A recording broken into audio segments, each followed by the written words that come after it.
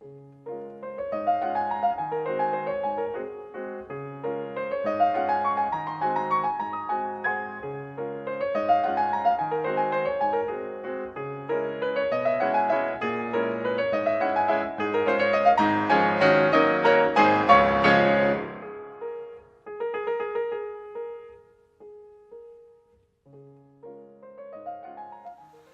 welcome back. This is Mr. Hendricks and my brother, Mr. Hendricks. Hi. We're going to read another book to you. This one is one of my very favorites. It's one that the older Mr. Hendricks found at the library with me, although he doesn't remember it. And it's one of my very favorite books. It's called The Shrinking of Treehorn. It is written by Florence Parry Heide, and the drawings are by Edward Gorey. I hope you enjoy it. For Di Perry. Something very strange was happening to Treehorn. The first thing he noticed was that he couldn't reach the shelf in his closet that he had always been able to reach before, the one where he hid his candy bars and bubble gum. Then he noticed that his clothes were getting too big. "My trousers are all stretching or something," said Treehorn to his mother. "I'm tripping on them all the time."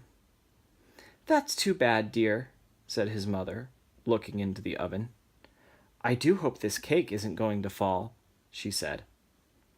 "And my sleeves come down way below my hands," said Treehorn. "So my shirt must be stretching too." "Think of that," said Treehorn's mother. "I just don't know why this cake isn't rising the way it should.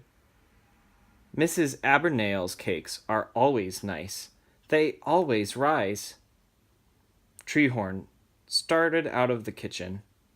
He tripped on his trousers, which indeed did seem to be getting longer and longer. At dinner that night, Treehorn's father said, "Do sit up, Treehorn. I can hardly see your head." "I am sitting up," said Treehorn. "This is as far up as I come. I think I must be shrinking or something." "I'm sorry my cake didn't turn out very well," said Treehorn's mother. "It's very nice, dear," said Treehorn's father, politely. By this time, Treehorn could hardly see over the top of the table. "Sit up, dear," said Treehorn's mother. "I am sitting up," said Treehorn. "It's just that I'm shrinking." "What, dear?" asked his mother. "I'm shrinking, getting smaller," said Treehorn. "If you want to pretend that you're shrinking, that's fine," said Treehorn's mother, "as long as you don't do it at the table." "But I am shrinking," said Treehorn. "Don't argue with your mother, Treehorn," said Treehorn's father. "He does look a little smaller," said Treehorn's mother, looking at Treehorn. "Maybe he is shrinking." "Nobody shrinks," said Treehorn's father. "Well, I'm shrinking," said Treehorn. "Look at me." Treehorn's father looked at Treehorn. "Why, you're shrinking," said Treehorn's father. "Look, Emily, Treehorn is shrinking. He's much smaller than he used to be." "Oh dear," said Treehorn's mother. "First it was the cake, and now it's this. Everything happens at once." "I thought I was shrinking," said Treehorn, and he went into the den to turn on the television set. Treehorn liked to watch television. Now he lay on his stomach in front of the television set and watched one of his favorite programs.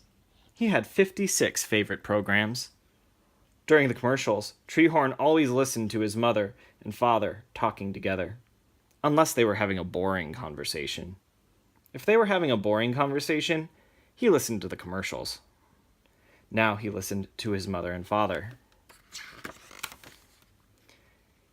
"He really is getting smaller," said Treehorn's mother.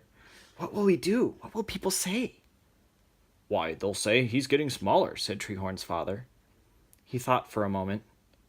"I wonder if he's doing it on purpose, just to be different." "Why would he want to be different?" asked Treehorn's mother. Treehorn started listening to the commercial. The next morning, Treehorn was still smaller. His regular clothes were much too big to wear. He rummaged around in his closet until he found some of his last year's clothes. They were much too big, too. But he put them on and rolled up the pants and rolled up the sleeves and went down to breakfast. Treehorn liked cereal for breakfast, but mostly he liked the cereal boxes. He always read every single thing on the cereal box while he was eating breakfast, and he always sent in for the things the cereal box said he could send for.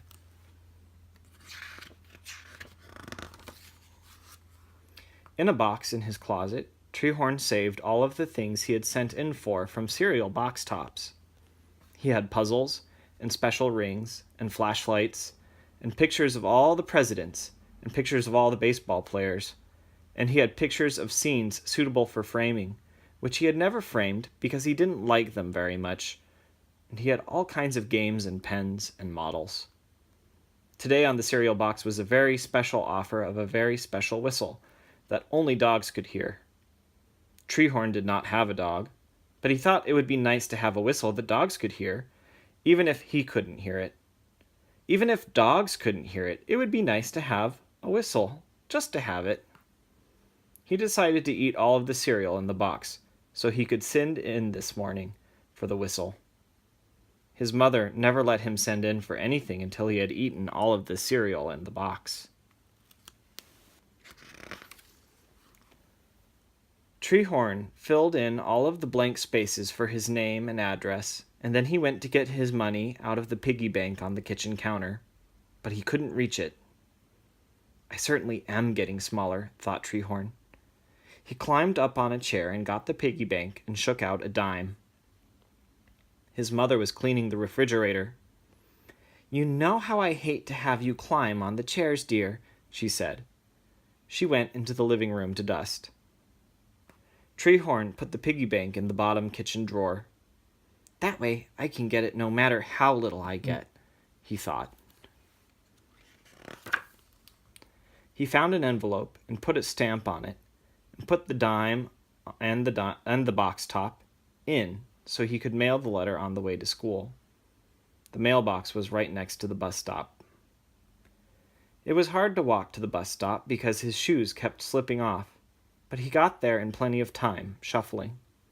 He couldn't reach the mailbox slot to put the letter in, so he handed the letter to one of his friends, Moshi, and asked him to put it in.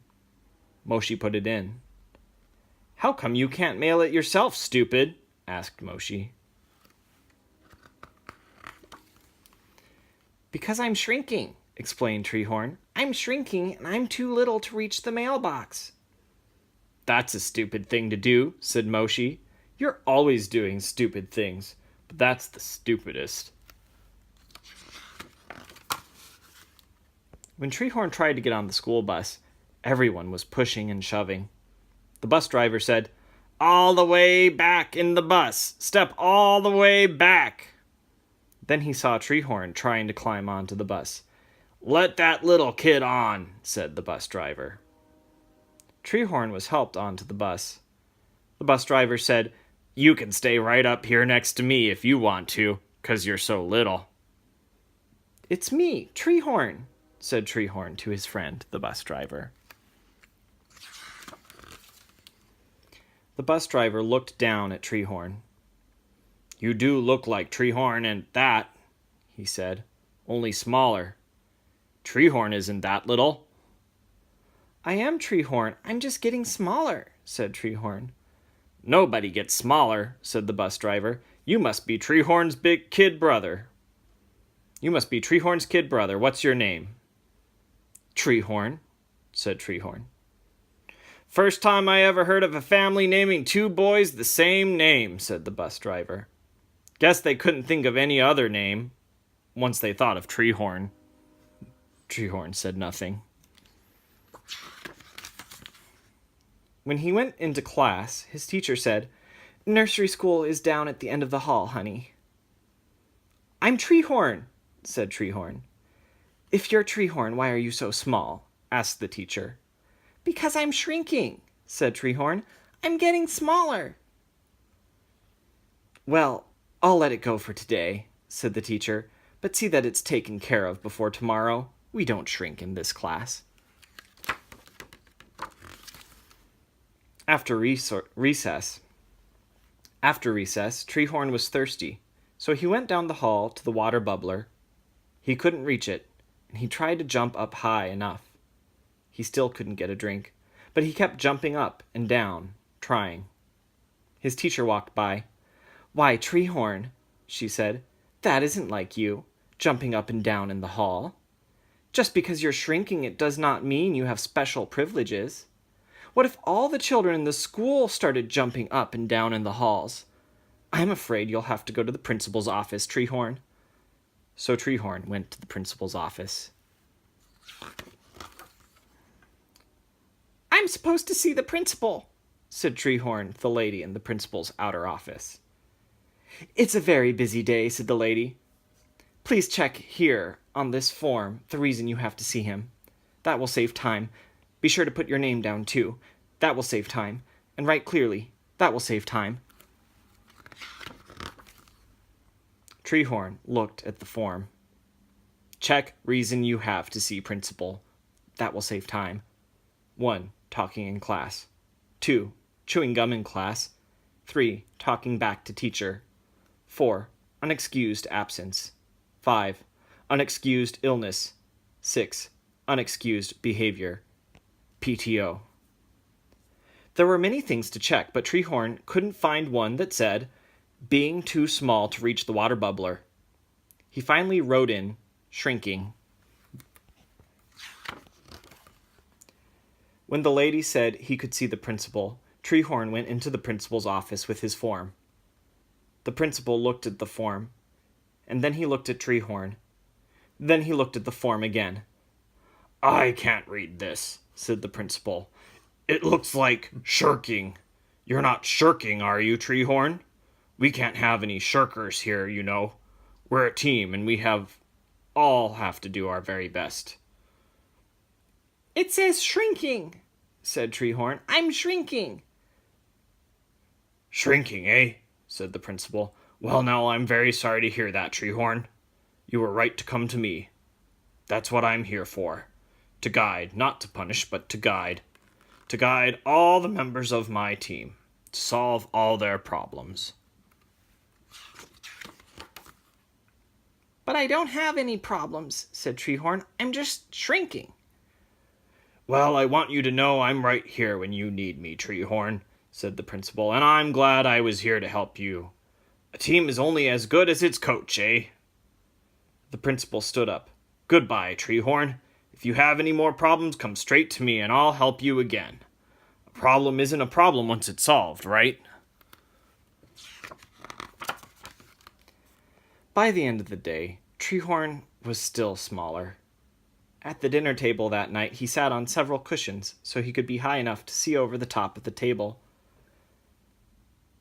"He's still shrinking," sniffed Treehorn's mother. "Heaven knows I've tried to be a good mother." "Maybe we should call a doctor," said Treehorn's father. "I did," said Treehorn's mother. "I called every doctor in the Yellow Pages, but no one knew anything about shrinking problems." She sniffed again. "Maybe he'll just keep getting smaller and smaller until he disappears." "No one disappears," said Treehorn's father, positively. "That's right, they don't," said Treehorn's mother more cheerfully. But no one shrinks, either," she said after a moment. "Finish your carrots, Treehorn." The next morning, Treehorn was so small he had to jump out of bed. On the floor under the bed was a game he'd pushed under there and forgotten about. He walked under the bed to look at it. It was one of those games he'd sent in from a cereal box. He had started playing it a couple of days ago, but he hadn't had a chance to finish it, because his mother had called him to come right downstairs that minute and have his breakfast, or he'd be late for school. Treehorn looked at the cover of the box. "The big game for kids to grow on.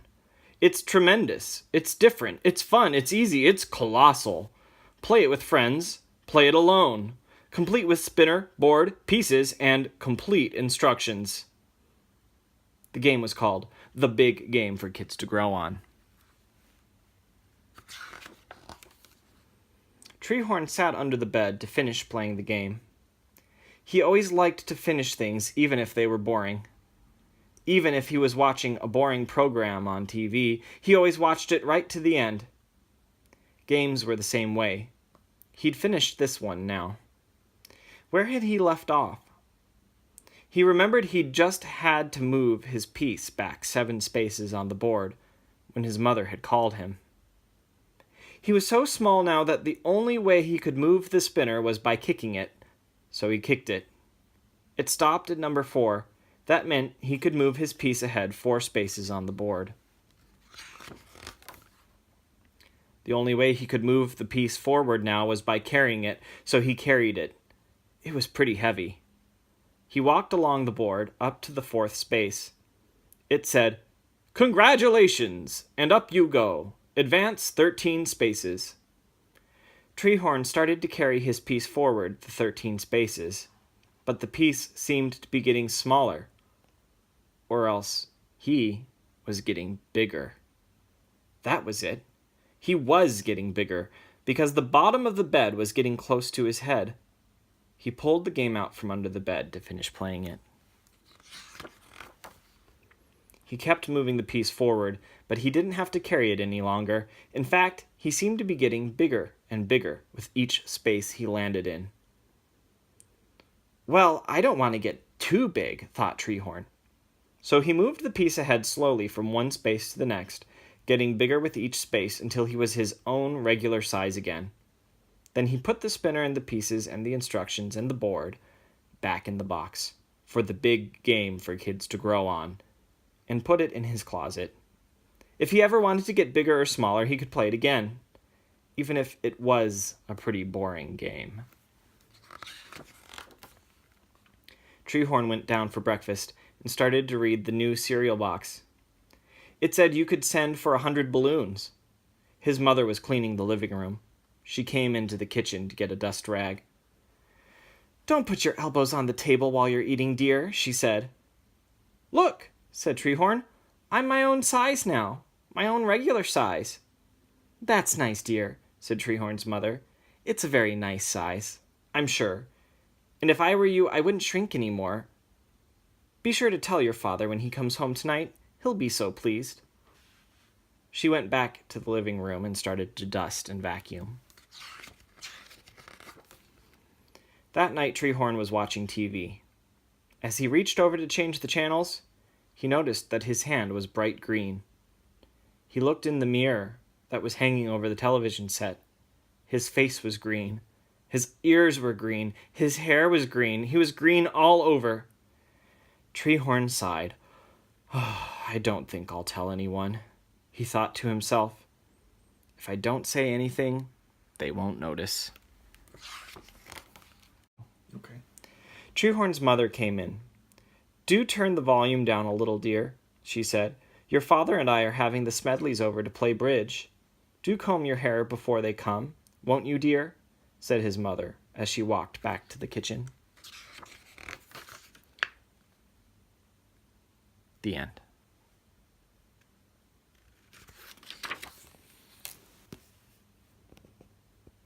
He's green. Well, thank you so much for listening. Yeah, thanks for joining us for this reading of the Shrinking of Treehorn. If you've made it to this point in the video, you've finished something that you started. Yeah. Hopefully you haven't been shrinking the whole time. Hopefully whatever was going wrong with you in your life during the period of time when you hadn't finished this video has now rectified itself and you've returned to your normal condition. Thanks again.